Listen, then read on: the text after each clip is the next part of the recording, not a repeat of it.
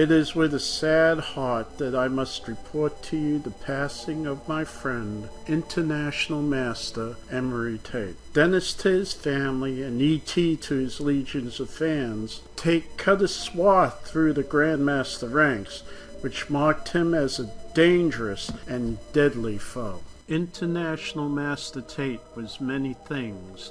Poet, activist, martial artist, fluent in at least 4 languages, and one of this century's most creative chess players. My candle burns at both ends. It will not last the night. But ah, my foes, and oh, my friends, it gives a lovely light. Emory's chess style was dynamic and creative. He was above all an artist. He demolished at least 80 grandmasters in his career, and if given the opportunity, could have easily become a grandmaster.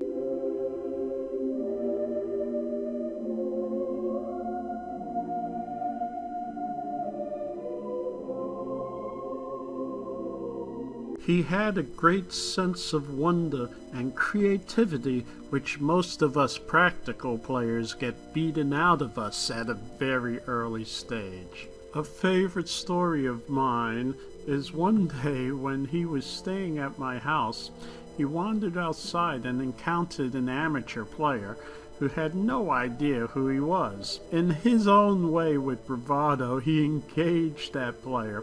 To my horror, after only about 10 moves or so, he was losing terribly. He was sacrificing left and right. Of course, the amateur eventually, in a 1 position, lost the game. I asked Emory, I said, "Emory, why did you play that guy in that style when you could have just won technically?"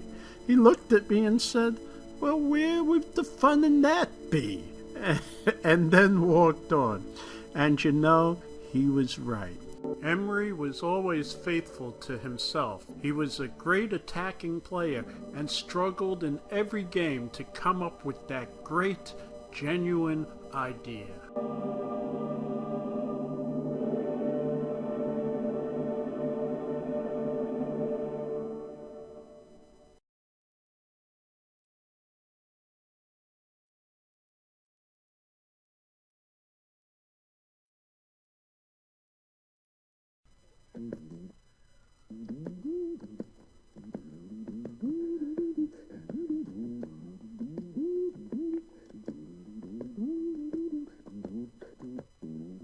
This lesson is dedicated to the memory of Emory and dedicated to the great man who strode the tournament halls like he would devour everyone.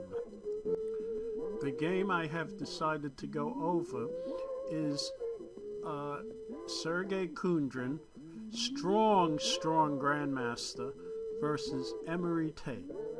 And it's not Emory's most creative game, although it is typical of his style. The 4th world champion Alexander Alekhine said that during a chess tournament, a master must see himself as a cross between a monk and a beast of prey. This was definitely Emory's attitude. The game happened at the World Open in Philadelphia the year 2001 in the next to last round, the 8th round of the World Open. The game started e4, c5, Sicilian defense, knight f3, knight c6, d4, c takes d4, knight takes d4, and e5.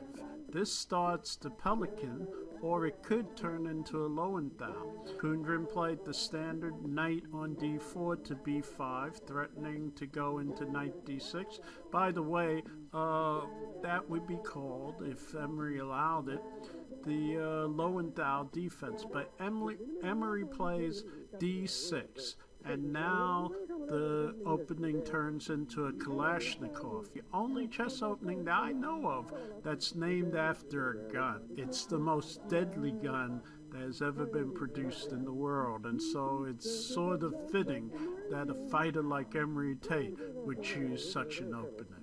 Kundra now plays the move bishop e3. I'm pretty sure that this isn't the best move. More to the point would have been either the move c4, which clamps down on d5, or the move knight on b1 to c3, which attempts to go into more Sveshnikov line. Knight f6 is played and it attacks the pawn, bishop to g5. And now he's basically threatening to double the pawns and hurt Emory's pawn structure, which all this is pretty standard. Emory replies with a6, attacking the knight right away.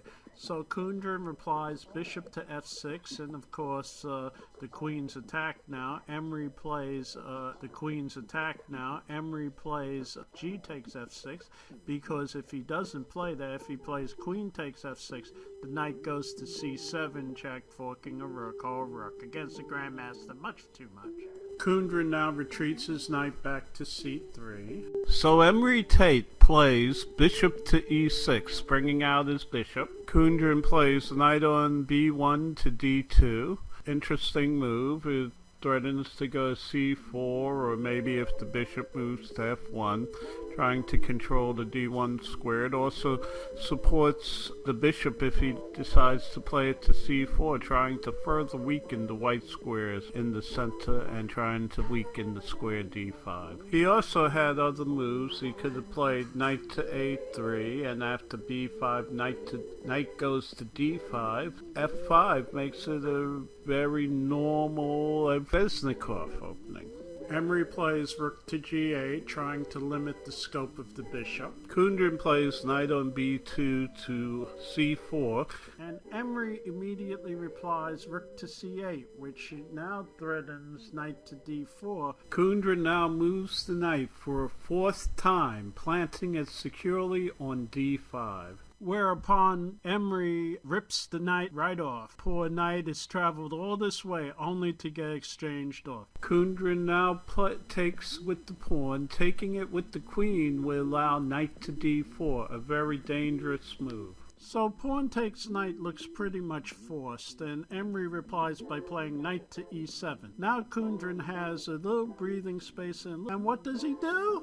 The Grandmaster plays the ill-conceived queen to h5, a hyper-aggressive move that shows that even Grandmasters can make mistakes in the opening. He brings out his queen too early to attack a pawn. Gee, how many times has this happened to us beginners? We bring a queen out before our development is complete. Emory then replies with b5 attacking the knight. The knight, of course, retreats to e3. The knight protects the c-pawn and reinforces some control over the white squares and black's weakened kingside. And then, as Emory was fond of saying, queen to a5, check, exclam! This is what the Grandmaster missed. If c3, which is the normal and natural move, Emory will play rook takes c3.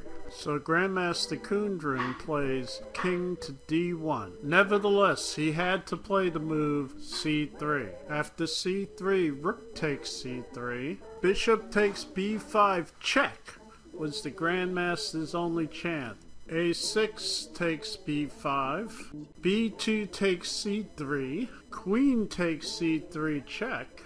King to e2. King to e2.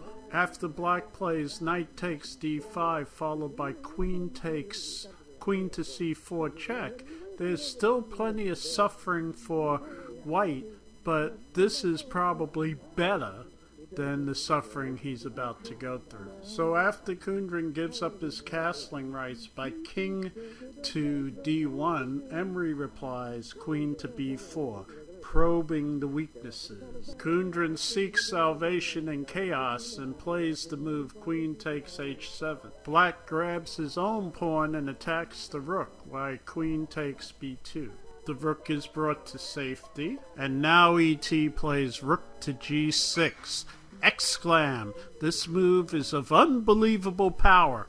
It cuts off the queen from the queen side and sets up a devastating trap, into which the Grandmaster immediately falls.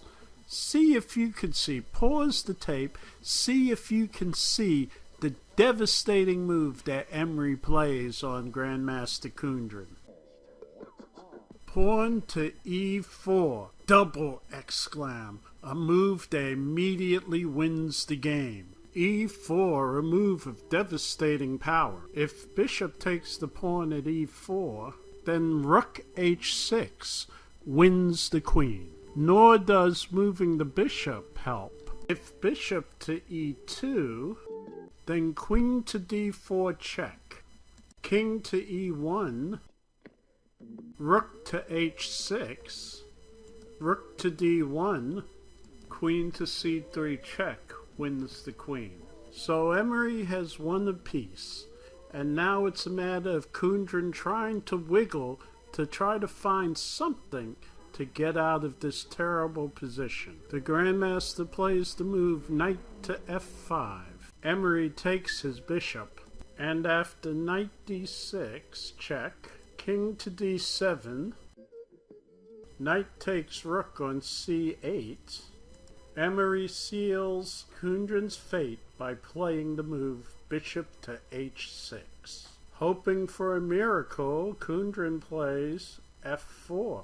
Emory takes the pawn.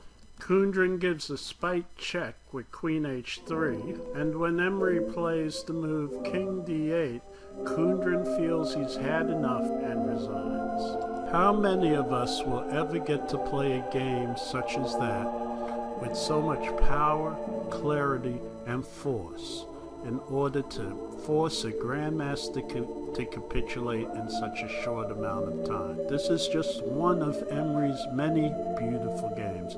I suggest you look it up, look his games up, and make them a study on how to beat the toughest players in the world, the Grandmaster. On behalf of me, Ernest Colding, the Chess for Children family, and indeed the entire chess world, I wish to offer my sincere condolences to the Tate family. Emory will truly be missed. Thank you.